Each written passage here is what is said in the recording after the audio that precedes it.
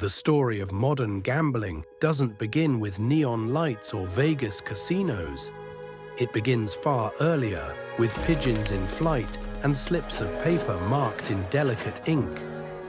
In the bustling markets of 19th century Guangdong, China, crowds gathered not just for trade, but for sport. Among the festivities, a unique game emerged: pigeon racing. But more than just the birds themselves, the real excitement lay in the bets placed on their return. Gamblers marked slips of paper featuring the 1,000-character classic, an ancient Chinese poem used to teach literacy. Each slip was covered in 80 unique characters, and players would carefully choose 10. Thus, the Pigeon Lottery was born. What started as light-hearted competition quickly took root in the social fabric of Guangdong. More than entertainment, the lottery became a community ritual, part strategy, part luck, and entirely captivating. It wasn't long before the game traveled beyond China's shores. As Chinese immigrants sought work across the Pacific in the late 1800s, they brought their traditions with them. In San Francisco, Vancouver, Sydney, and Otago, the Pigeon Lottery spread. Tucked inside bustling Chinatowns and whispered about behind storefronts, it offered familiarity and connection amid an unfamiliar world, a link to home, and, perhaps, a chance at fortune. But it wasn't without controversy. Western authorities viewed these lotteries with suspicion, often raiding gambling dens and punishing Chinese operators under laws tinged with prejudice. Ironically, European-run lotteries thrived openly. Despite crackdowns, the Pigeon Lottery persisted underground, sustained by resilience and cultural pride.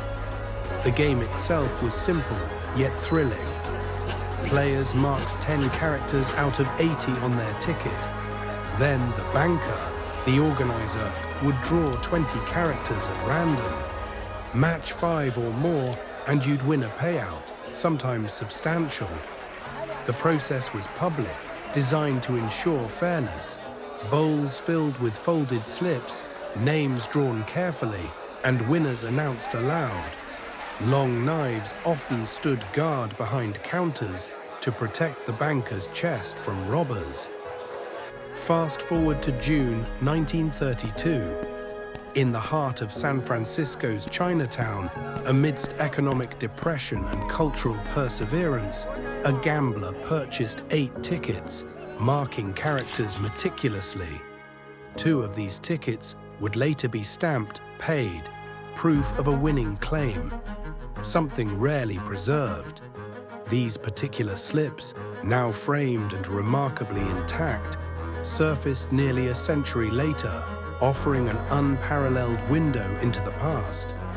Signed by N. Fong, each ticket carries history in its ink.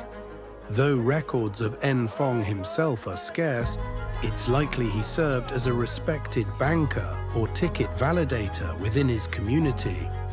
A purple stamp beneath his signature, along with red scratch markings indicating selected characters, authenticate these slips as genuine paid-out winnings. Historically, winning tickets were destroyed after payout, making surviving examples extraordinarily rare. But what's more fascinating is how this humble lottery transformed. As gambling became legalized in Nevada in the 1930s, casino operators took notice. They simplified the game, replacing Chinese characters with numbers and rebranding it as Keno. A game once hidden behind wooden bars in immigrant communities was reborn under flashing neon lights, its cultural origins largely forgotten. These 8 tickets, especially the winning examples, are not just relics. They are living documents of resilience, adaptation, and cultural exchange. They trace the journey of Chinese immigrants, the persistence of tradition, and the unseen threads connecting 19th century markets to modern casinos.